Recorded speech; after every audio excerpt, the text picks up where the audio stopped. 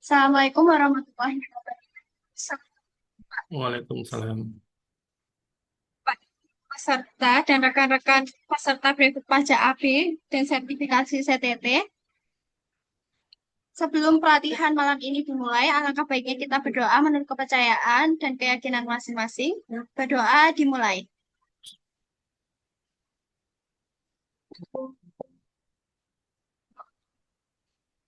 Baik, selesai. Kemudian untuk materi pada malam hari ini adalah PPh orang pribadi yang akan disampaikan oleh Bapak Bima Wahana, Esos BKP. Waktu dan layar saya persilahkan. Oke, terima kasih. Pertama-tama perkenalkan, nama saya Bima. Saya seorang konsultan pajak. Saya mengambil konsultan pajak Brevet B.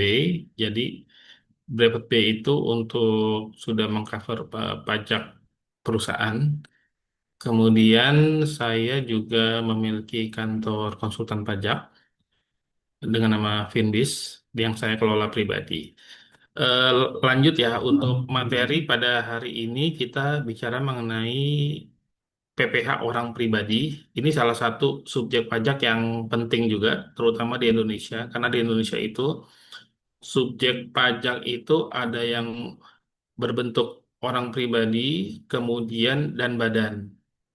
Nah, salah satu sumber pemasukan yang sangat signifikan untuk negara adalah pajak penghasilan untuk orang pribadi. Nah, karena sangat penting, maka perlu juga dibahas terkait dengan aspek siapa saja yang menjadi subjek pajak dan bagaimana perlakuan perpajakannya berdasarkan undang-undang perpajakan. Nah, terkait dengan subjek pajak orang pribadi, bagaimana pengenaan pajaknya, siapa yang dikenakan ini, kita akan melihat berdasarkan peraturan perundang-undangan perpajakan. Nah, subjek pajak itu adalah subjek pajaknya ada penghasilan, pajak penghasilan dikenakan terhadap atas penghasilan yang diterima atau diperolehnya dalam tahun pajak. Nah, tahun pajak ini biasanya di Indonesia itu untuk masa pajaknya itu Januari sampai dengan Desember. Jadi penghasilan yang diterima oleh orang pribadi atau subjek pajak dari awal periode Januari sampai Desember itu akan dihitung, akan diakumulasi. Nah, kemudian berbicara mengenai aspek pengenaan pajak tidak terlepas dari subjek pajak, yaitu hal apa saja yang akan di negara kenakan terhadap subjeknya.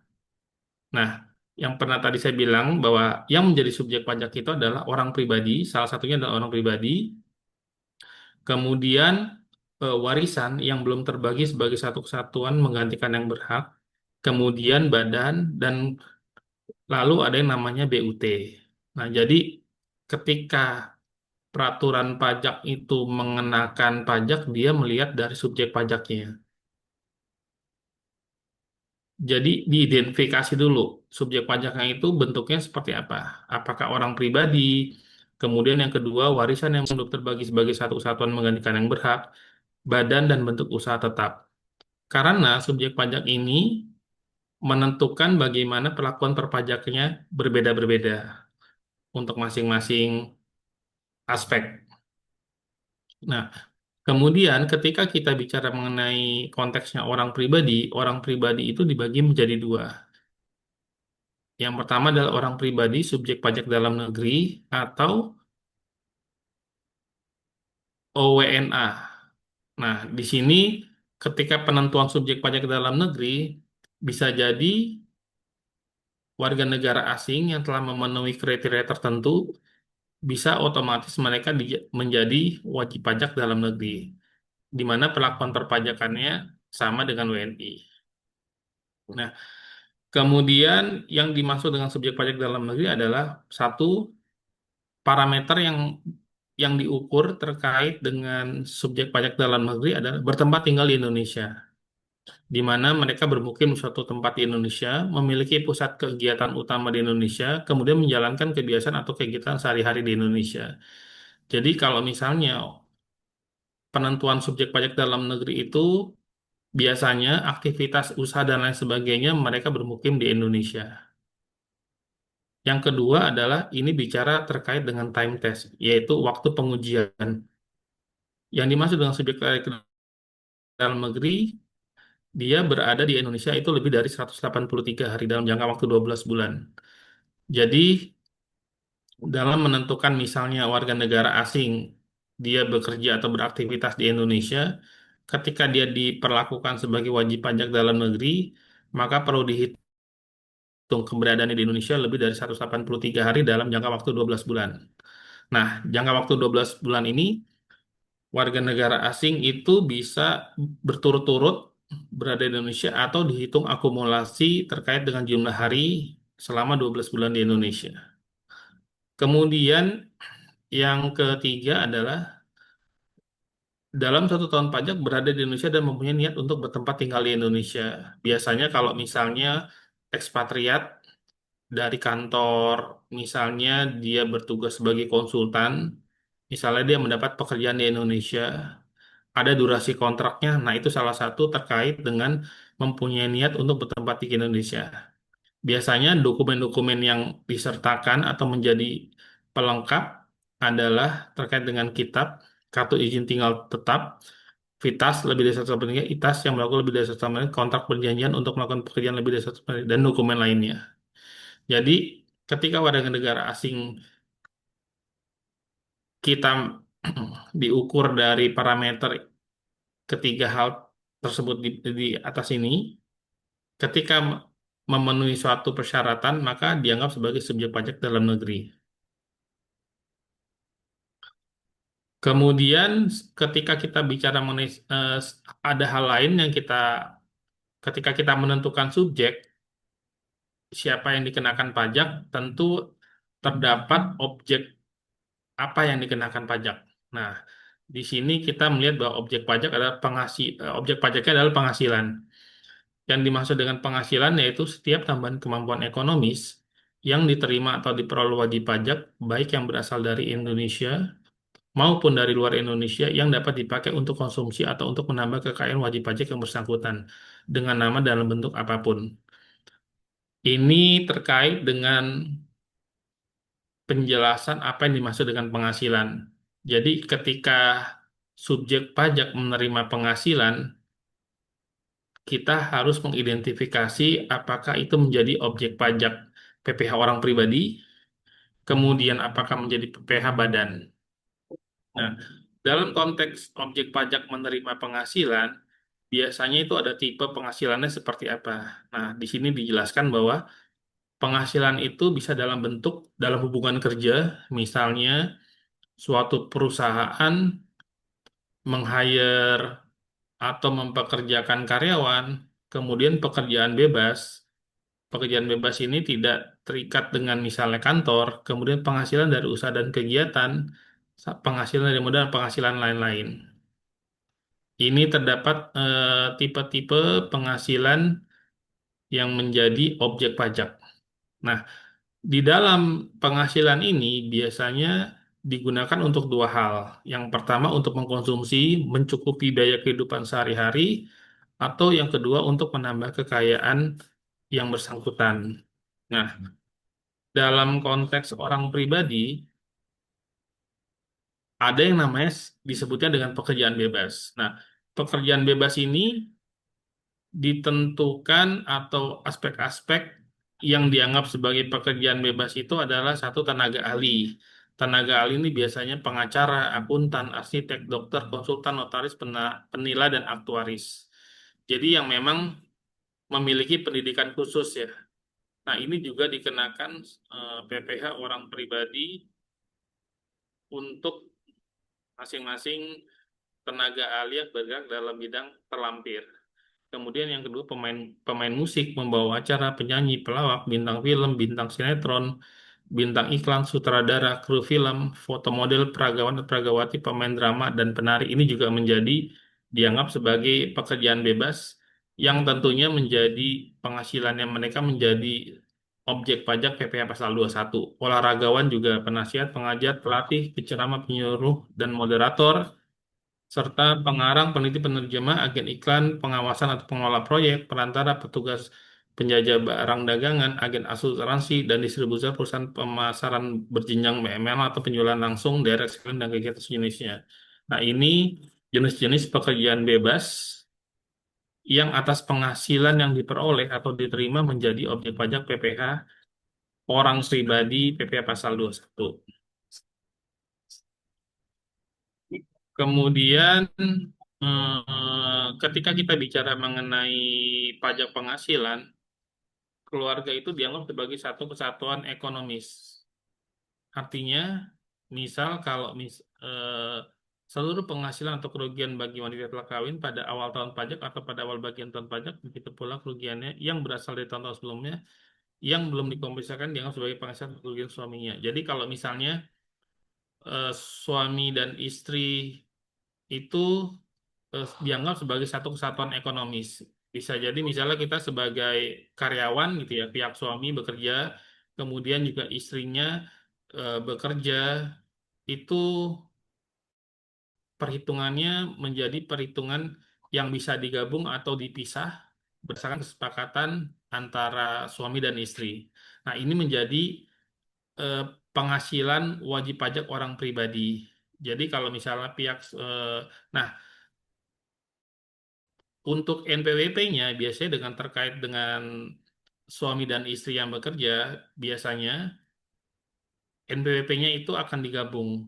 Jadi nanti pelaporan SPT-nya dilakukan di hanya suami saja. Kalau misalnya NPWP suami dan istri digabung, di akhir tahun untuk SPT orang pribadi, ketika NPWP-nya digabung istri mengikuti suami, istri tidak perlu melapor SPT PP orang pribadinya. Cukup digabung dengan penghasilan suami dan dimasukkan sebagai lampiran dan dianggap sebagai penghasilan final. Kemudian konseptualisasi struktur pajak penghasilan. Jadi ketika bicara mengenai pajak penghasilan, itu ada yang namanya scheduler system dan global system. Scheduler system itu PPh dikenakan terhadap kategori penghasilan tertentu. Penghasilan bruto dan biaya ditentukan secara terpisah dalam beberapa kasus pembatasan pengurangan atau tanpa pengurangan sama sekali sangat mungkin diterapkan. PPh dikenakan per transaksi dari penghasilan bruto. Kemudian pengenaan PP-nya ada yang bersifat final sehingga tidak perlu digabungkan dalam penghasilan lain objek pembayaran global dalam perhitungan PPh di akhir tahun walaupun tercantum dalam SPT tahunan. Kedua, tidak terdapat kerugian dan tidak berlaku kompensasi kerugian baik horizontal maupun vertikal. Kemudian ada yang namanya global system, PPh dikenakan terhadap umumnya penghasilan dalam sistem global tidak dikenal atau pemisahan atau pengelompokan penghasilan tertentu. Penghasilan dan biaya yang timbul akan diperhitungkan untuk memperoleh penghasilan itu yang menjadi dasar pengenaan pajak. Kemudian kerugian dapat dikompensasi.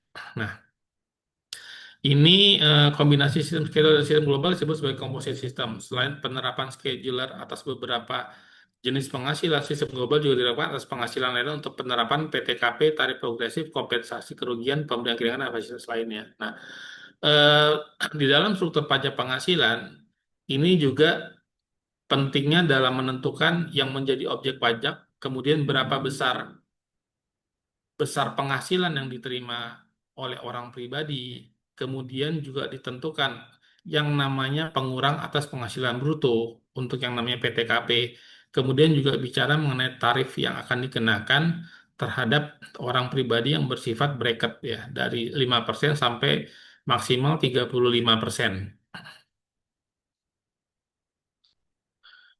Nah, ini penghasilan objek pajak yang menjadi dasar apa? Yang menjadi dasar adalah objek pajak berapa jumlah jenis-jenis penghasilan yang identifikasi dulu objek pajaknya, jenis penghasilannya apa, kemudian apakah terutang PPh satu atau PPh yang lain. Nah, di dalam penghitungan PPh penghasilan itu ada yang namanya menggunakan tarif umum, yaitu pasal 17 Undang-Undang PPh. Tarif PPh pasal 17 dikali penghasilan neto. Kemudian ada juga yang menggunakan selain pasal 17 yaitu PPh final di mana tarif PPh final terakhir berdasarkan Undang-Undang Perpajakan 0,5% dikali penghasilan bruto.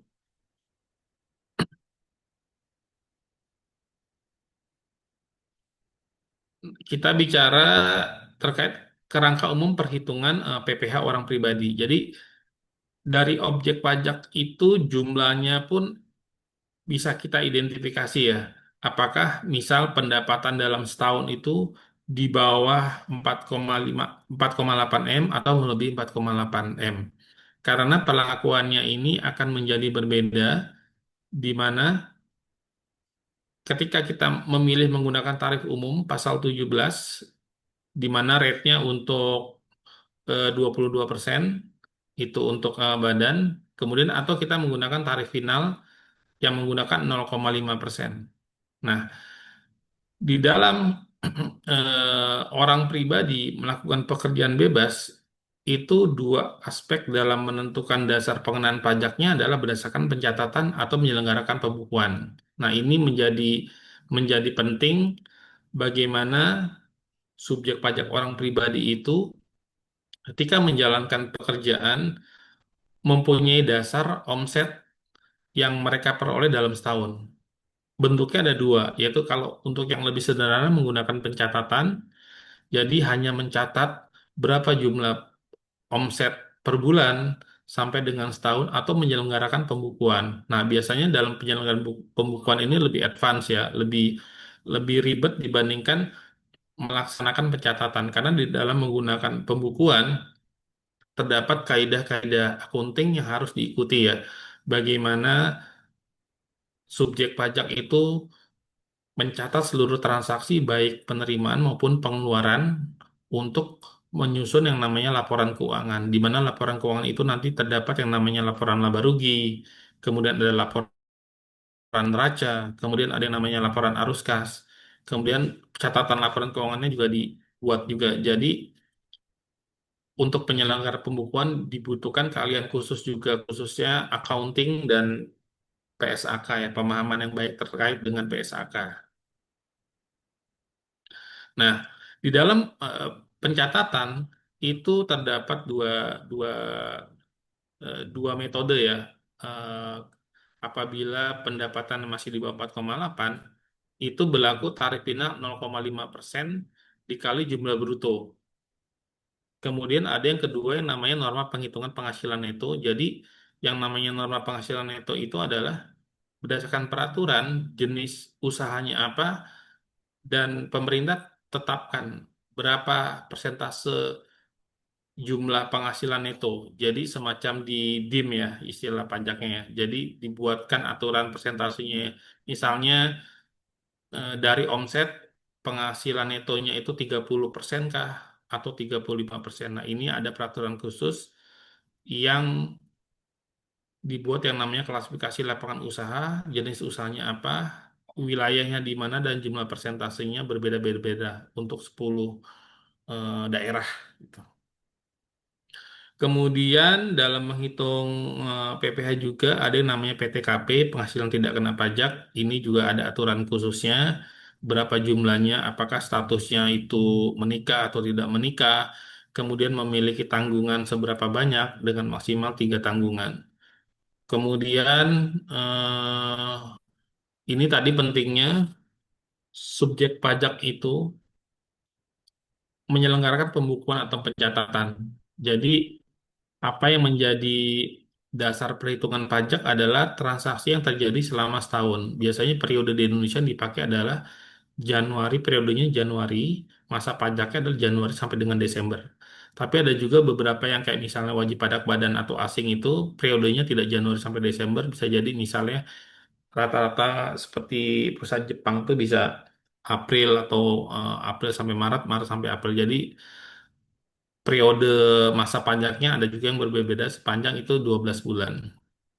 Nah, ini pembukuan wajib pajak biasanya yang melakukan pembukuan itu wajib pajak badan yang memang sudah terkelola dengan baik. Mereka memiliki tenaga accounting. Jadi setiap transaksi penerimaan maupun pengeluaran mereka catat, kemudian mereka jurnal. Dibuatlah tadi laporan keuangan untuk menjadikan basis perhitungan perpajakan. Nah, orang pribadi itu biasanya melakukan hanya pencatatan. Mereka mencatat berapa omsetnya tiap bulan, tidak tidak menyelenggarakan pembukuan, jadi lebih simpel. memang ada plus minusnya ya. Ketika dikenakan pajak final 0,5% berdasarkan omset. Tetapi biasanya di omset itu kan perhitungan pajaknya bukan berdasarkan margin antara penghasilan terima dengan biaya. Jadi berdasarkan based omset. Bisa jadi terdapat potensi walaupun rugi akan dikenakan pajak. Berbeda dengan kalau misalnya melakukan penyelenggaraan berdasarkan pembukuan. Ketika pendapatannya lebih kecil dari biaya, otomatis tidak akan ada pembayaran pajak. Tapi berbeda dengan melakukan pencatatan, walaupun misalnya dihitung antara revenue dengan cost, ternyata costnya lebih besar, tetapi karena final based on dari omset, tetap membayar pajak sebesar 0,5. Jadi memang ada plus minus. Kalau pembukuan lebih ribet, tapi ketika rugi tidak membayar pajak, tapi kalau untuk pencatatan, itu untung rugi tetap bayar pajak sebesar 0,5% dari omset. Kemudian pembukuan ini terkait dengan apa sih penjelasan mengenai pembukuan. Pembukuan adalah suatu proses pencatatan yang dilakukan secara teratur untuk mengumpulkan data dan informasi keuangan yang meliputi harta, kewajiban, modal, penghasilan dan biaya serta jumlah harga perolehan dan penyerahan barang atau jasa yang ditutup dengan menyusun laporan keuangan berupa neraca dan laporan laba rugi untuk periode tahun pajak berjalan. Nah, berdasarkan penjelasan terkait dengan pembukuan, dapat dipastikan bahwa dalam menyusun laporan keuangan atau pembukuan diperlukan berbagai macam data. Apakah itu harta, kewajiban, modal, penghasilan dan biaya, juga apabila memiliki aset dan lain sebagainya. Jadi lebih lebih detail ya. Bagaimana nanti dan pembukuan ini biasanya juga menjadi dasar apakah suatu perusahaan itu akan diaudit atau tidak. Jadi penting dalam proses pembukuan ini sebagai dasar pengenaan pajak. Kemudian kalau pencatatan adalah wajib pajak jadi apabila omset masih di bawah 4,8, wajib pajak itu dimungkinkan tidak untuk menjalankan pembukuan. Hanya hanya melakukan pencatatan saja terhadap omset. Ini memang lebih lebih lebih lebih mudah ya dibandingkan dengan pembukuan. Tidak perlu paham terkait dengan accounting atau PSAK. Jadi hanya cukup mencatat omset yang diperoleh tiap bulan. Nah, kemudian ada lagi metode yang namanya norma penghitungan penghasilan neto. Nah, norma penghitungan penghasilan neto ini adalah wajib pajak orang pribadi yang melakukan kegiatan usaha atau pekerjaan bebas yang peredaran brutonya dalam 1 tahun kurang dari 4,8 boleh menghitung penghasilan itu dengan menggunakan norma penghasilan penghasilan itu dengan syarat memberitahukan kepada DJP dalam jangka waktu 3 bulan pertama dari tahun pajak yang bersangkutan. Nah, selain pembukuan dan pencatatan, ada metode lain yang untuk mempermudah wajib pajak karena keterbatasan bisa dalam pemahaman terkait accounting atau pembukuan. Jadi, wajib pajak itu boleh merequest kepada DJP untuk pengenaan pajaknya menggunakan norma penghasilan neto. Nah, norma penghasilan neto ini berdasarkan peraturan terdapat klasifikasinya. Jadi pemerintah melakukan eh, klasifikasi lapangan usahanya seperti apa, jasa apa yang diserahkan, kemudian terkait dengan wilayah.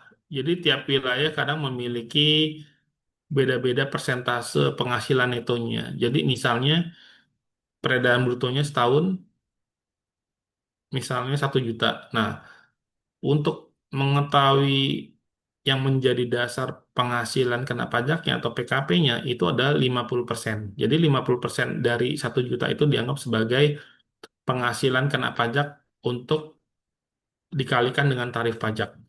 Ini memberikan asas yang dilakukan oleh pemerintah adalah memberikan kemudahan kepada subjek pajak orang pribadi apabila memilih menggunakan norma penghasilan neto untuk memudahkan bagaimana mereka mendapatkan dasar pengenaan pajak sebelum dikalikan dengan tarif pajak. Ini lebih lebih lebih simplify ya, dipermudah ya. Tapi tadi dengan kemudahan ini jadi untung atau rugi tetap bayar pajak. Beda dengan melakukan pembukuan tadi. Jadi ada plus minusnya. Ketika menggunakan konsep pembukuan, pencatatan dan norma itu ada plus minusnya masing-masing. Pembukuan lebih ribet, tapi ketika dihitung di akhir tahun bahwa mengalami kerugian, tidak perlu membayar pajak badannya. Tapi kalau untuk yang pencatatan dan norma itu untung atau rugi tetap dikenakan pajak.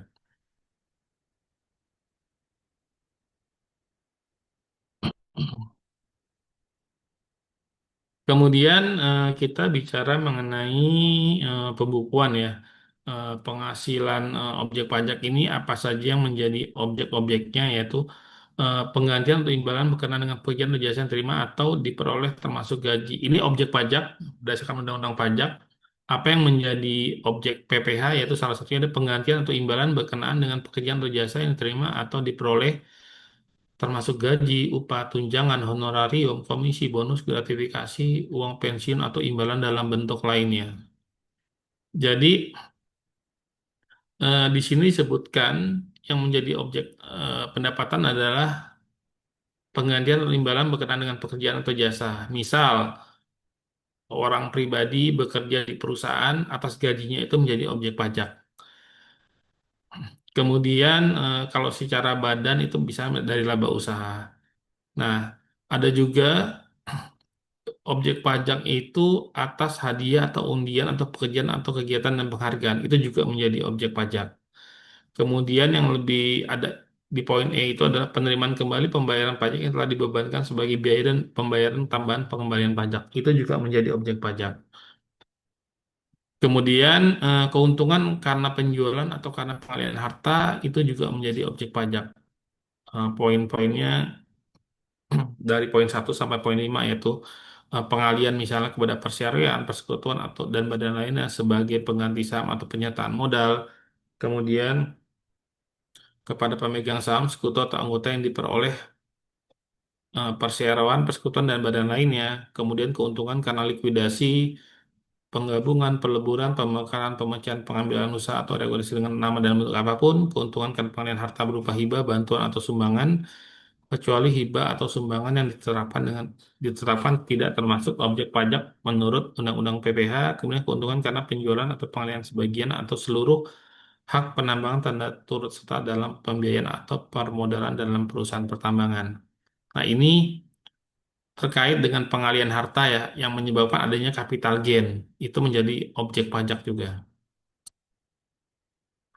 Kemudian yang menjadi objek pajak itu juga ada bunga termasuk premium, diskonto dan imbalan karena jaminan pengembalian utang.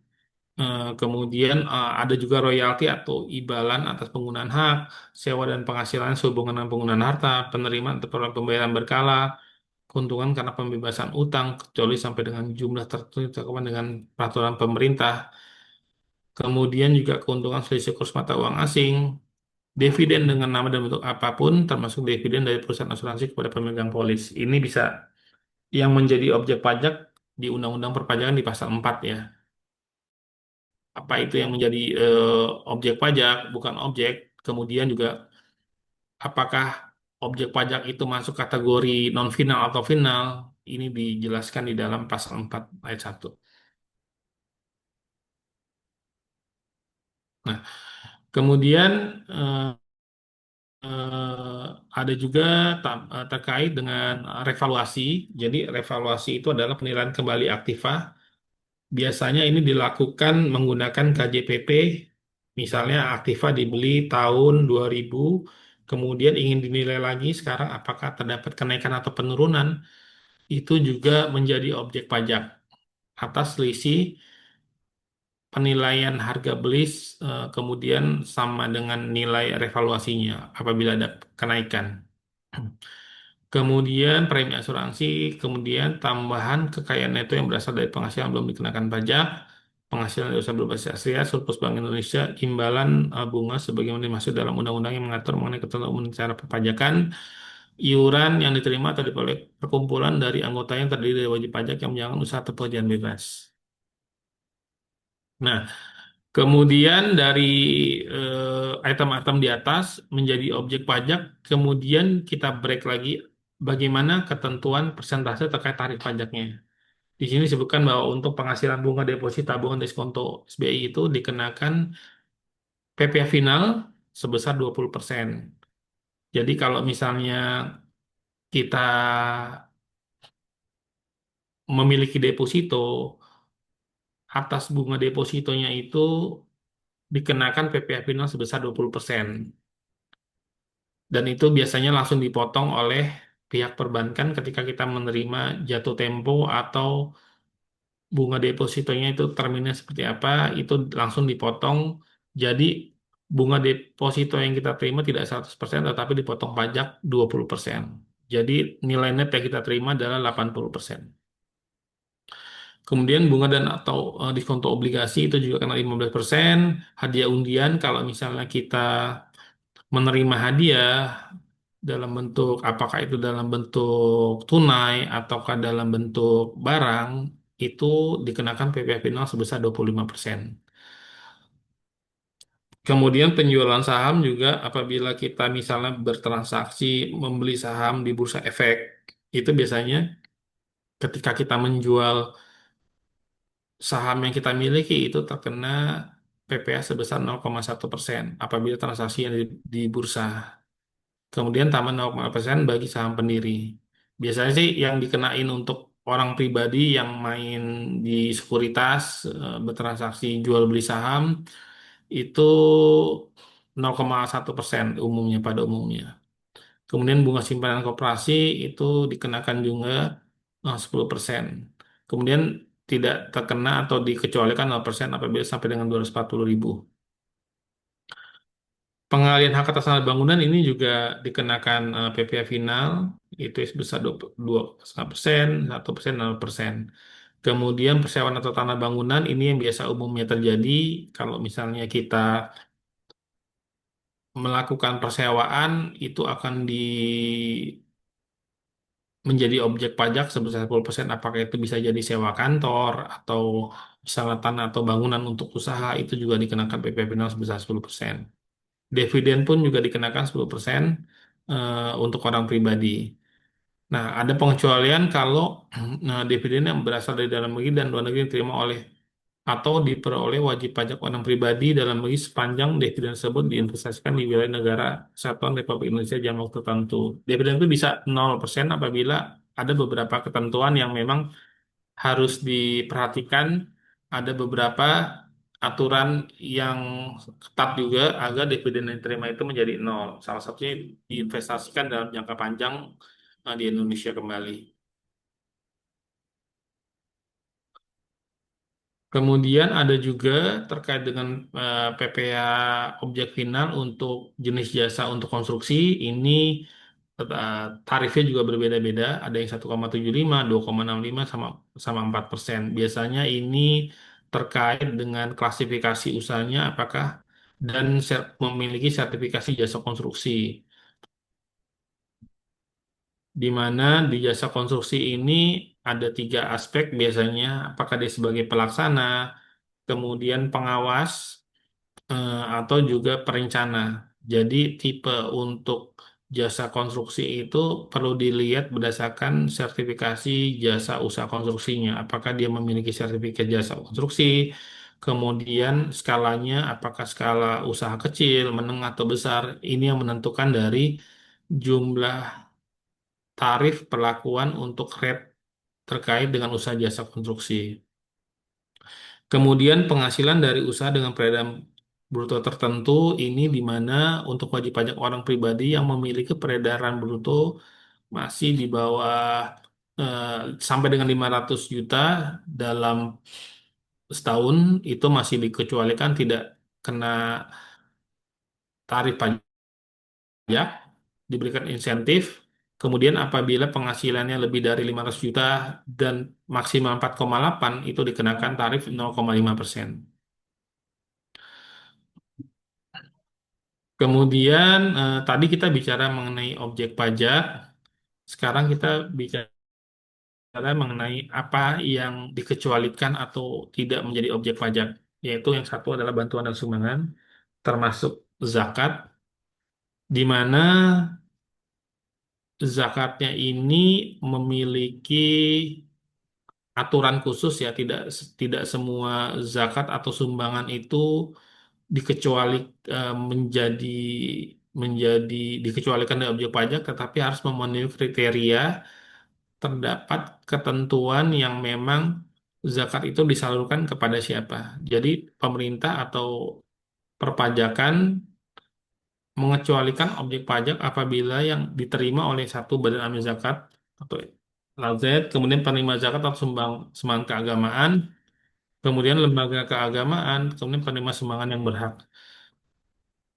Terdapat aturan khusus ya terkait dengan siapa yang menerima, siapa yang berhak, sepanjang diterima di luar ketentuan yang empat ini dianggap sebagai objek pajak. Jadi tidak semua badan atau amil zakat yang kita berikan itu dikecualikan dari objek pajak. Di peraturannya itu dijelaskan nama-nama badan amil zakat yang dikecualikan dari objek pajak. Kemudian harta hibahan.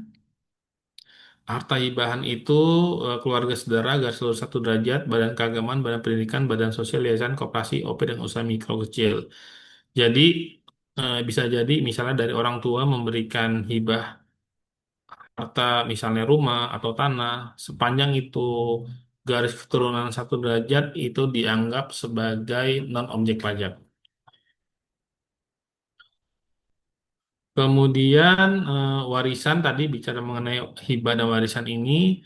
eh, Aspeknya itu termasuk harta, termasuk setoran tunai yang diterima atau oleh badan sebagai pengganti saham atau sebagai pengganti penyertaan modal.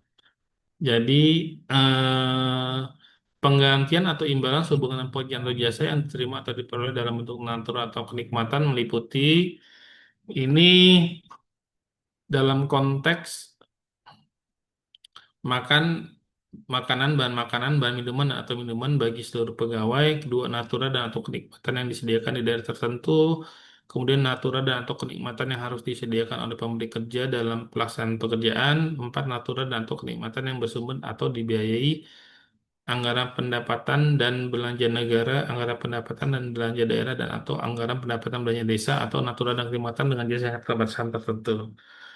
Kemudian ini dalam konteks misalnya perusahaan itu memberikan makan minum kepada pegawai seperti biasanya di pabrik-pabrik yang memberikan makanan minum untuk seluruh pegawai itu menjadi objek pajak, menjadi dikeluarkan dari objek pajak.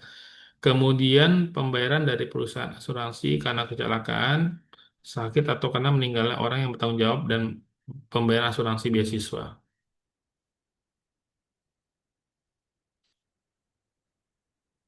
Ini juga masih terkait dengan objek yang dikecualikan dari objek pajak, iuran yang terima atau diperoleh dana pensiun dan pendidikan telah disahkan Menteri Keuangan baik yang dibayar oleh pemberi kerja maupun pegawai.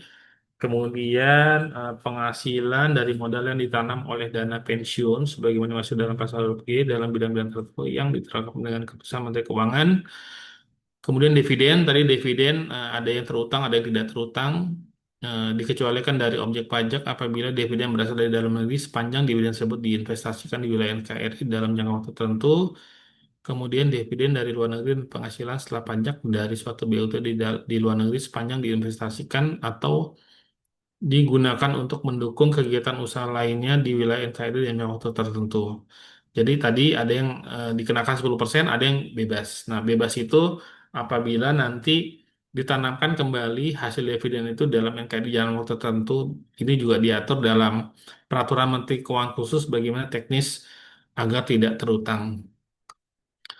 Kemudian masih lanjut yang tidak dikecualikan dari objek pajak itu salah satunya beasiswa yang memenuhi persyarat tertentu. Kemudian bantuan atau santunan yang dibiayakan oleh BPJS, kemudian penghasilan yang diterima atau diperoleh perusahaan modal ventura berupa bagian laba dari badan pasangan usaha yang didirikan dan menjalankan usaha atau kegiatan di Indonesia dengan syarat badan pasangan usaha tersebut adalah merupakan perusahaan mikro, kecil, menengah, atau yang menjalankan kegiatan dalam sektor-sektor usaha yang diatur dengan atau berdasarkan peraturan Menteri Keuangan, kemudian sahamnya tidak diperdagangkan di Bursa Efek Indonesia.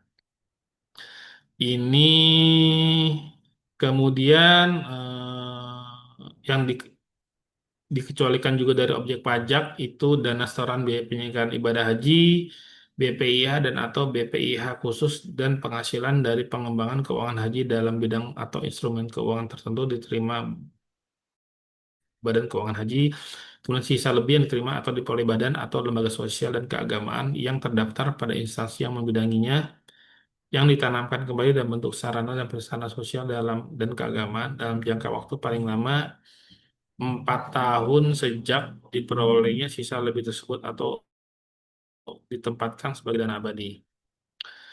Jadi tadi bicara mengenai non-objek pajak ya, itu bisa dibaca nanti juga penjelasan terkaitnya di Undang-Undang Perpajakan, di mana tadi perlu pentingnya memahami apa yang menjadi objek pajak, apa yang menjadi non-objek pajak. Objek pajaknya itu tadi apa aja penghasilan, penghasilan seperti apa. Nah, kemudian yang kedua tadi non-objek pajak. Nah, itu juga perlu dipahami. Jangan sampai nanti kita salah mentreatment atau memperlakukan yang seharusnya objek dianggap sebagai non-objek atau yang harusnya non-objek dianggap sebagai objek Mungkin ada kerjaan dulu ya nanti kita yang menyebabkan atas nanti toples. akan menjadikan salah hitung kalau tidak memahami apa yang menjadi objek pajak dan non-objek pajak. Jadi pentingnya ya, sangat penting memahami masing-masing item apa itu objek pajaknya, apa itu non-objek pajak. Jangan sampai nanti terjadi kesalahan hitung dan salah treatment yang menyebabkan terkena denda oleh kantor pajak. Nah, kemudian hal penting juga adalah tadi selain ada yang namanya penghasilan, ada juga yang namanya biaya. Nah, di pajak itu tidak semua biaya itu dapat dikurangkan. Ini beda perlakuannya ketika kita menyusun laporan keuangan secara komersial. Artinya secara perusahaan itu untuk accounting, seluruh biaya yang terkait dengan mendapatkan, menagih, dan memelihara penghasilan itu yang namanya sepanjang biaya itu secara laporan accountingnya dapat dibiayakan, tetapi untuk aspek pajak terdapat biaya-biaya yang tidak dapat dikurangkan. Artinya, tidak seluruh biaya itu secara pajak dapat sebagai pengurang penghasilan. Terdapat biaya yang memang tidak boleh dikurangkan secara pajak. Nah, ini penting juga dalam konteks apabila orang pribadi atau badan menyelenggarakan pembukuan. Jadi, perlu paham biaya-biaya apa saja yang tidak boleh dikurangkan untuk perhitungan pajak. Nah, jadi di sini kita bicara mengenai biaya yang dapat dikurangkan. Kalau di peraturannya bisa dilihat di pasal 6 ya. Biaya-biaya apa yang dapat dikurangkan sebagai pengurang penghasilan bruto. Jadi besarnya penghasilan kena pajak bagi wajib pajak dalam negeri dan bentuk usaha tetap ditentukan berdasarkan penghasilan bruto dikurangi biaya untuk mendapatkan, menagih, dan memelihara penghasilan. Istilah pajaknya adalah 3M ya, mendapatkan, menagih, dan memelihara penghasilan. Di sini poin A itu adalah biaya yang secara langsung atau tidak langsung berkaitan dengan kegiatan usaha. Ini perlu dianalisa juga, apakah biaya yang dikeluarkan itu memang secara langsung atau tidak langsung berkaitan dengan kegiatan usaha. Bisa jadi biaya yang dikeluarkan itu tidak ada kaitannya dengan usaha gitu ya. Itu juga penting untuk dianalisa. Kemudian poin B adalah penyusutan dan amortisasi dan atas biaya lain yang mempunyai masa manfaat lebih dari 1 tahun. Ini bisa jadi misal apabila memiliki aset gitu ya, di mana masa manfaatnya lebih lebih dari 1 tahun, pengakuan biayanya tidak boleh dilakukan secara sekaligus, tetapi dilakukan secara penyusutan atau depresiasi.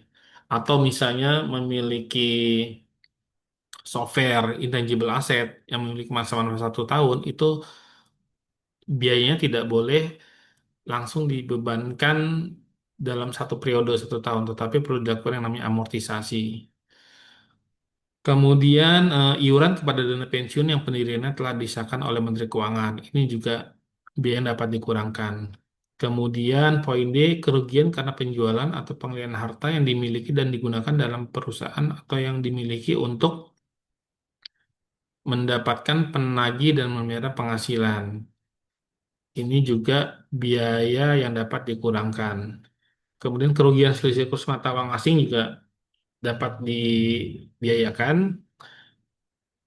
Kemudian biaya penelitian dan pengembangan perusahaan yang dilakukan di Indonesia ini biasanya terkait dengan research and development. Misalnya suatu perusahaan memiliki biaya riset untuk pengembangan perusahaan atau terkait dengan produk perusahaan, itu biaya yang dapat dikurangkan sepanjang biaya penelitian dan pengembangannya dilakukan di Indonesia. Tapi apabila biaya penelitian dan pengembangan dilakukan di luar Indonesia, itu menjadi biaya yang tidak dapat dikurangkan. Kemudian ada juga apabila misalnya perusahaan melakukan memberikan beasiswa, magang dan pelatihan itu menjadi biaya yang dapat dikurangkan. Kemudian juga piutang yang nyata-nyata tidak dapat ditagih itu juga biaya yang dapat dikurangkan. Tapi piutang yang tidak dapat ditagih ini juga ada beberapa prosedur administrasi yang harus dibuat agar dapat dibebankan sebagai biaya. Kemudian sumbangan dalam rangka penanggulangan bencana nasional ini juga bisa dianggap sebagai biaya yang dapat dikurangkan untuk pengurangan penghasilan bruto. Misal sekarang dalam rangka sumbangan ke Sumatera, gitu ya, itu juga bisa dianggap sebagai biaya yang dapat dikurangkan. Kemudian sumbangan dalam rangka penelitian dan pengembangan dilakukan di Indonesia ini juga bisa, misal memberikan sumbangan kepada universitas atau lembaga tertentu yang untuk melakukan riset di dalam negeri. Biaya pembangunan infrastruktur sosial juga bisa. Kemudian sumbangan fasilitas pendidikan juga biaya yang dapat dikurangkan. Sumbangan dalam pembinaan olahraga juga memberikan sponsorship untuk misal ya berkaitan dengan pembinaan olahraga itu juga bisa. Kemudian terakhir ada biaya penggantian atau imbalan dalam bentuk natural atau kenikmatan ini juga biaya yang dapat dikurangkan. Kemudian kita bicara mengenai namanya PTKP. Nah, untuk orang pribadi, tadi kita sudah paham mengenai objek penghasilannya apa, apakah misalnya dari gaji atau melakukan pekerjaan bebas, tenaga ahli, seperti tadi pengacara, dokter, dan lain sebagainya. Di dalam kita menghitung penghasilan kena pajak, itu ada komponen yang bisa kita kurangkan, yaitu yang namanya penghasilan tidak kena pajak. Nah, untuk peraturan di Indonesia, PTKP ini dari masa ke masa untuk angkanya terdapat adjustment meningkat. Nah, yang terakhir untuk wajib pajak orang pribadi itu PTKP-nya sebesar 54 juta. Jadi ini dianggap sebagai biaya minimal hidup untuk wajib pajak orang pribadi dalam 1 tahun ya. Jadi kalau kita lihat berarti eh, sebulannya sekitar 4,5 ya. Jadi ketika dihitung berapa jumlah penghasilan yang diterima di 1 tahun, itu ditentukan juga berapa PTKP-nya berdasarkan kondisi masing-masing pribadi ya. Apakah dia berstatus menikah atau tidak menikah, kemudian memiliki tanggungan anak, misal atau orang tua, itu yang bisa ditanggung maksimal 3. Jadi kalau misalnya orang pribadi berstatus single itu PTKP yang berhak hanya 54 juta. Tapi misal ada kondisi menikah itu mendapat tambahan 4,5. Jadi totalnya 58.500. Kemudian apabila menikah, kemudian memiliki anak, itu per anak mendapatkan tambahan 4,5 juta. dihitung berapa jumlah anak yang dimiliki, maksimal itu tiga. Dan misalnya menikah, kemudian anaknya misal di tahun satu itu anaknya satu, kemudian di tahun kedua nambah gitu ya. Kondisi PTKP itu selalu dihitung per tanggal satu ya, per tanggal satu Januari. Jadi kalau misalnya melebihi dari 1 Januari itu akan diterapkan di tahun depannya lagi. Tadi kita bicara mengenai biaya yang dapat dikurangkan, biaya yang dapat dikurangkan. Yang kedua adalah yang penting kita paham adalah biaya yang tidak dapat dikurangkan. Jadi tidak semua biaya yang kita keluarkan, khususnya dalam penyelenggaraan pembukuan, baik itu orang pribadi atau badan, itu perlu dilihat juga biaya-biaya yang secara pajak tidak boleh diakui sebagai biaya. Artinya itu harus dikeluarkan. Yang pertama itu adalah pembagian laba dengan nama dalam bentuk apapun seperti dividen, termasuk dividen yang dibayarkan oleh perusahaan asuransi kepada pemegang polis dan pembagian SHU koperasi. Ini adalah biaya yang tidak dapat dikurangkan ya, artinya dikecualikan. Yang kedua, biaya yang dibebankan atau dikeluarkan untuk kepentingan pribadi pemegang saham sekutu atau anggota. Jadi tidak boleh biaya-biaya untuk kepentingan pribadi pemegang saham sekutu atau anggota. Misal pemegang saham perusahaan membayar listrik gitu ya, listrik rumah salah satu rumah pemegang saham. Nah, itu biaya-biaya yang tidak boleh diakui sebagai biaya yang tidak dapat dikurangkan, harus dikeluarkan. Kemudian pembentukan atau pembukaan dana cadangan.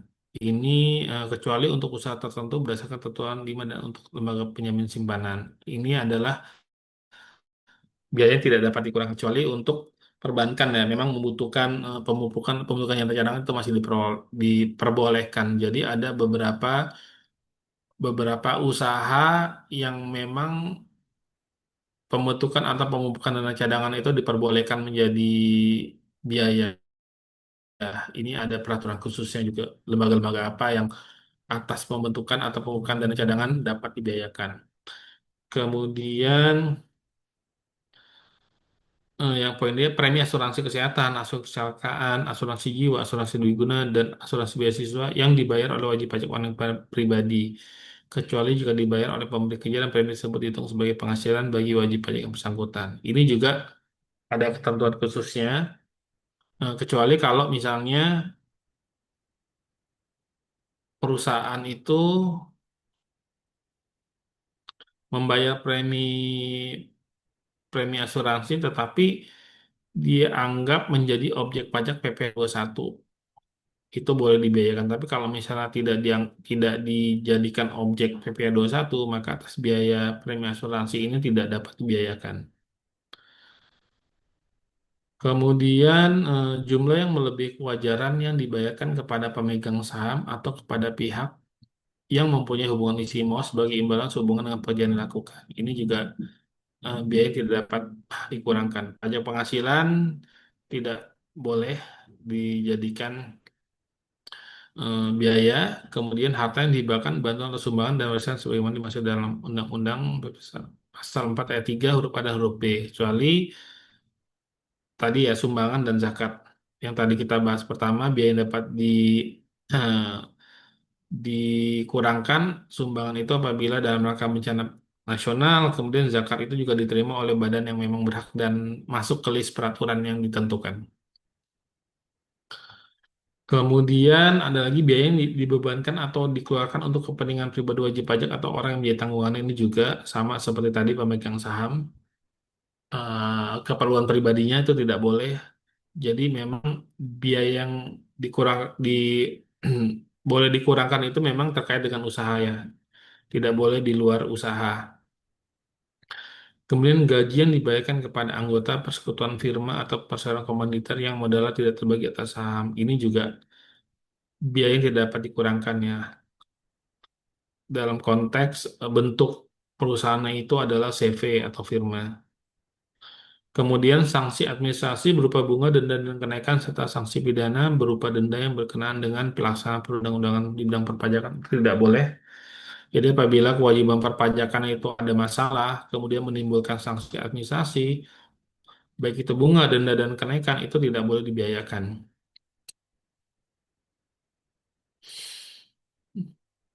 Untuk lebih jelasnya nanti Bapak dan Ibu bisa lihat di pasal 9 Undang-Undang PPH, apa yang biaya-biaya apa yang tidak boleh dibiayakan. Kalau untuk biaya-biaya yang dapat dibiayakan, Bapak dan Ibu bisa lihat di pasal 6 Undang-Undang PPH. Kemudian tadi penyusutan ya, penyusutan ini juga penting. Tadi kita lihat di salah satu biaya yang dapat dibiayakan adalah terkait dengan penyusutan ya.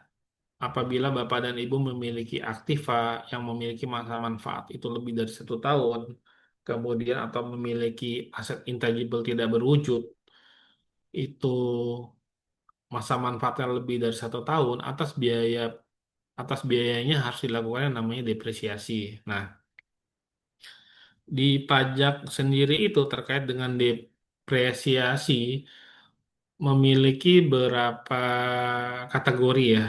Ada yang namanya bukan bangunan, kemudian juga ada yang namanya bangunan. Nah, di bukan bangunan itu terdapat 4 kelompoknya. Ada yang namanya kelompok 1, kelompok 2, kelompok 3, dan kelompok 4. Masa manfaatnya pun juga sudah ditentukan oleh pemerintah. Yaitu untuk yang kelompok 1 masa manfaatnya 4 tahun, kelompok 2 itu masa manfaatnya 8 tahun, kelompok 3 manfaatnya 16 tahun, dan kelompok 4 itu masa manfaatnya maksimal 20 tahun. Kemudian untuk tarif penyusutannya hanya 2 yang diperbolehkan, yaitu garis lurus dan selalu menurun. Nah, untuk jenis-jenis kelompok apa harta yang termasuk dengan kelompok 1, kelompok 2, kelompok 3, dan kelompok 4, pemerintah pun kantor pajak telah mengklasifikasi gitu ya, apa yang masuk kelompok 1. Contohnya adalah kelompok 1 ini misalnya mebel dan peralatan dari kayu atau rotan termasuk meja, bangku, kursi, lemari, dan sejenisnya yang bukan bagian dari bangunan. Kemudian mesin kantor seperti mesin tik, mesin hitung, duplikator, mesin fotokopi, mesin accounting atau pembukuan, komputer, printer, scanner, dan sejenisnya. 3, sepeda motor, sepeda, dan becak. Kemudian 4, alat-alat komunikasi seperti pesawat, telepon, faksimili, telepon seluler, dan sejenisnya. Jadi, pemerintah telah menentukan, mengkategori, dan kita analisa berdasarkan PMK, aset yang kita miliki itu jenisnya apa, kemudian masuk ke kelompok berapa. Ini penting, jangan sampai salah, karena kalau misalnya sampai salah, kalau di dalam pemeriksaan, contoh di dalam pemeriksaan pajak, salah satu yang hal penting adalah mereka melakukan pengujian atas depresiasi yang dilakukan apakah sesuai atau tidak. Sudah sesuai belum ketika kita menganggap itu aset sebagai kelompok 1, sudah sesuai atau belum. Kalau misalnya dianggap tidak sesuai, maka akan dilakukan penghitungan ulang oleh kantor pajak. Yang misal, yang harusnya kelompok 2 kita anggap sebagai kelompok 1. Nah, itu berakibat bisa jadi nanti akan menambah pajak yang harus kita bayar kepada negara. Jadi penting juga bagaimana kita paham aset yang kita punya itu jenisnya apa, terus kita kategorikan di dalam apakah bukan bangunan atau bangunan, kemudian masa manfaat kelompoknya apa, itu penting, tarifnya apa, jangan sampai kita melakukan salah perhitungan untuk depresiasi atau amortisasi. Karena tadi konsekuensinya apabila kita salah mengidentifikasi menyebabkan jumlah pajak yang kita setor ke negara menjadi berkurang. Akibatnya kalau misalnya salah hitung dan dilakukan pemeriksaan oleh pajak, terdapat 2 sanksi, yaitu kita harus membayar selisihnya, kemudian juga kita dikenakan sanksi denda bunga. Jadi perlu dipastikan juga bahwa penyusutan dilakukan dengan benar dan sesuai. Nah, yang kedua, amortisasi. Amortisasi ini biasanya terkait dengan harta tak berwujud ya. Apakah itu kita memiliki lisensi, royalti, atau kita memiliki software. Misalnya kita beli software accounting yang memiliki tentunya masa manfaatnya lebih dari 1 tahun. Nah, itu biaya pembelian software dan lain-lain aset yang tidak berwujud itu tidak boleh kita biayakan sekaligus. Artinya kita harus menentukan jenis intangible asetnya apa, masuk ke kelompok berapa, masa manfaatnya berapa, kemudian tarif penyusutannya kita konsisten, kita memilih apakah menggunakan garis lurus atau saldo menurun, itu penting. Jangan sampai tadi yang saya sampaikan bahwa kita melakukan perhitungan tidak sesuai, karena nanti akan menjadi temuan pajak dan menyebabkan kita terkena dua aspek, yaitu jumlah pajak menjadi terutang dan kita terkena sanksi denda, baik itu seperti bunga.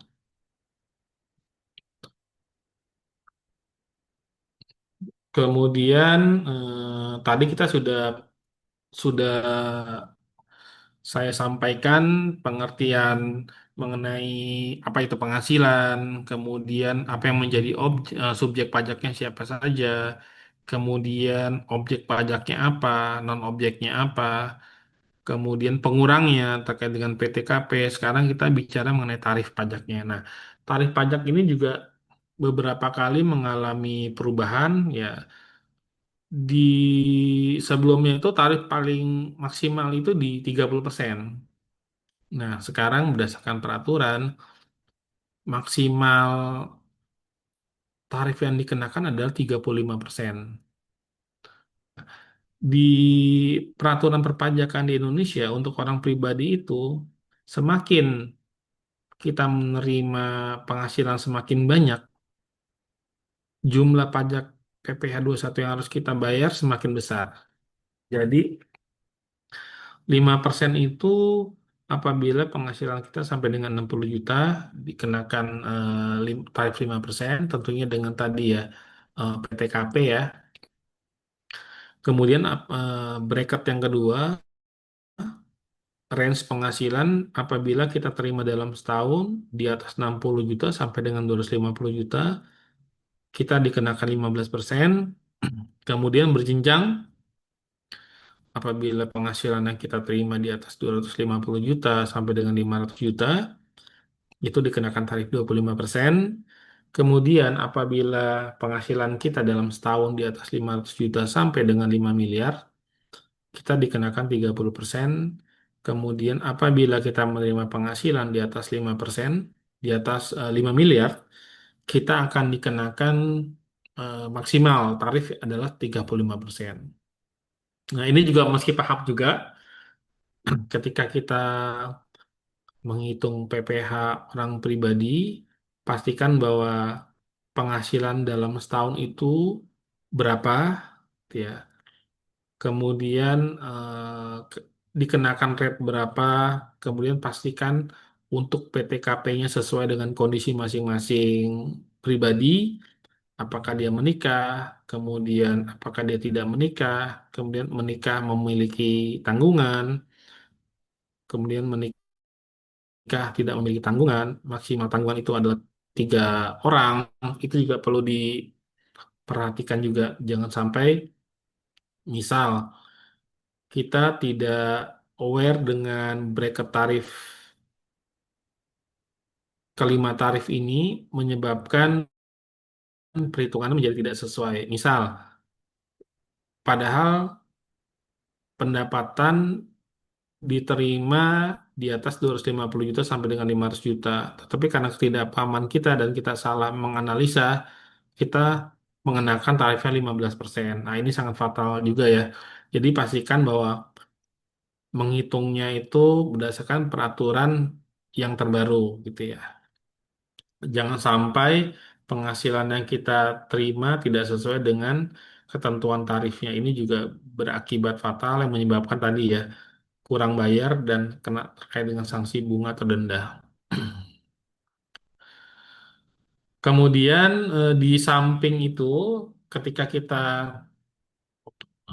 khususnya misalnya wajib pajak orang pribadi, bisa jadi kita menerima yang namanya bukti potong.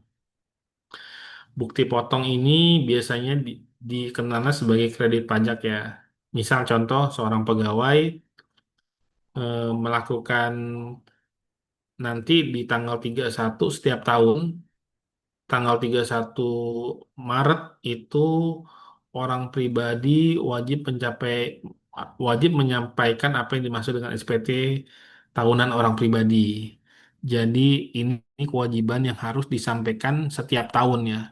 Misal pegawai biasanya di bulan Januari Februari itu menerima bukti potong 1721A1 dari kantor. Nah, ini yang harus disampaikan atau dilaporkan di SPT tahunan orang pribadi yang mulai tahun ini kita menggunakan Cortex ya.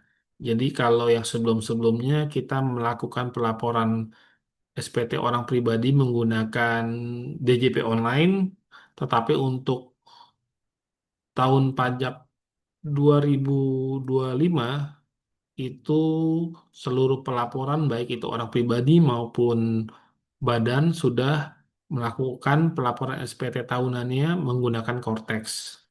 Jadi penting juga untuk Bapak dan Ibu apabila misal sudah ber-NPWP, Cortex-nya untuk diaktifkan karena itu menjadi sarana untuk pelaporan SPT tahunan orang pribadi. Nah, yang saya sampaikan sebelumnya bahwa 1721 ini adalah menjadi dasar perhitungan untuk menyampaikan SPT orang pribadi tahunan. Nah, kredit pajak itu biasanya kaitannya dengan PPh satu yang telah dipotong oleh perusahaan. Biasanya kalau misalnya suatu karyawan orang pribadi hanya mendapatkan penghasilan dari pekerjaannya, pada umumnya di SPT tahunan orang pribadinya itu nihil. Tapi beda cerita kalau misalnya selain pegawai, dia memiliki usaha atau tambahan penghasilan lain, misalnya sebagai konsultan dan lain sebagainya. Nah, itu bisa jadi di laporan tahunan orang pribadinya akan menjadi kurang bayar.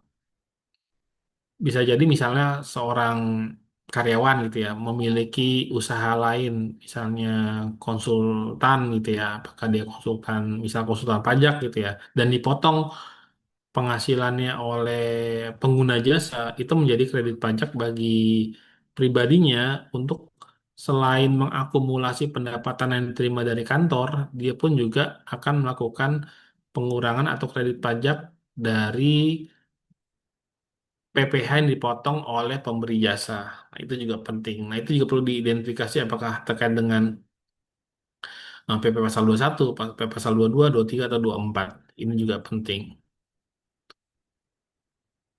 Ya, sekian dari saya terkait dengan PPh orang pribadi. Eh, saya tidak membahas terkait dengan perhitungan untuk PPh pasal 21 karena kan memang ada materi khususnya ya untuk perhitungan PPh satu. Saya hanya menjelaskan terkait dengan PPh orang pribadi ini tadi. Saya rekap lagi terkait dengan apa itu yang namanya penghasilan, subjek pajaknya apa tadi. Ada yang namanya subjek pajak orang pribadi, kemudian ada yang subjek pajak dalam negeri, subjek pajak luar negeri, kemudian juga apakah dia orang pribadi atau badan atau BUT, kemudian objek pajaknya apa, non objeknya apa, kemudian biaya-biaya yang bisa dipengurangin atau tidak dikurangi, tarif pajaknya, serta PTKP itu yang menjadi concern yang nantinya akan digunakan dalam menghitung PPh pasal 21 terkait dengan orang pribadi. Demikian penjelasan dari saya. Kalau misalnya ada pertanyaan dari Bapak dan Ibu, bisa disampaikan. Terima kasih.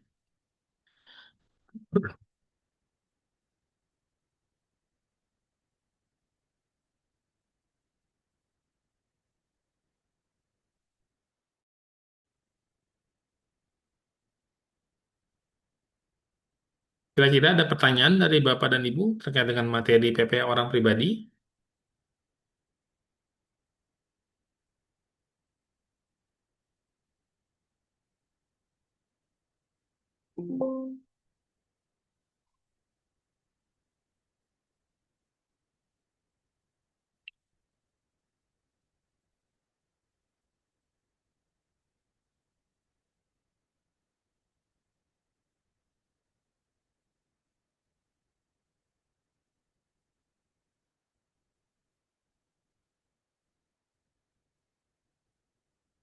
Oke, kalau misalnya belum ada, kita sudahi untuk materi hari ini. Terima kasih atas perhatiannya. Mungkin sebelum itu bisa kita foto dulu ya.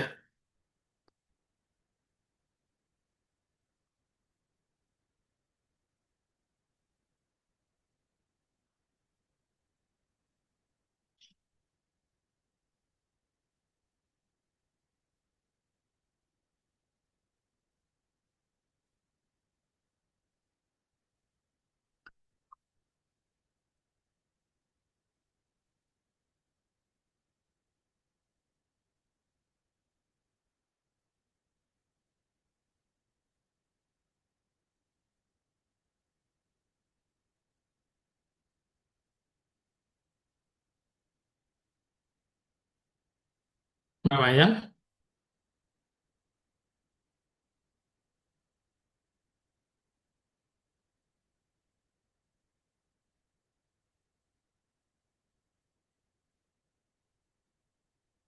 untuk materi nanti akan saya share juga di grup.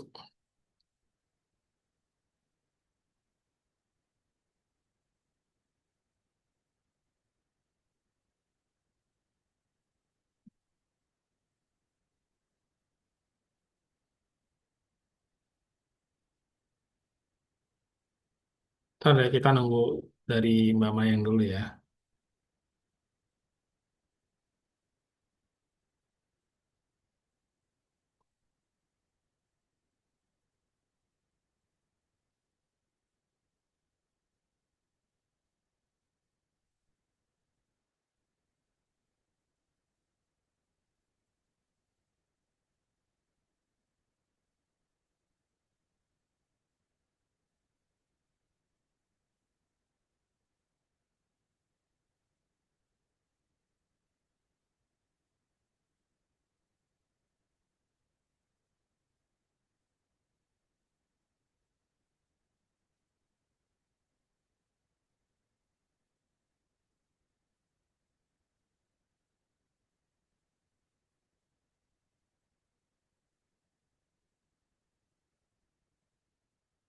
Baik, Pak. Sudah cukup? Sudah dari saya. Mungkin bisa berfoto Baik. sebelum mengakhiri sesi ini. Oke, boleh. Ya, Untuk teman-teman bisa on cam.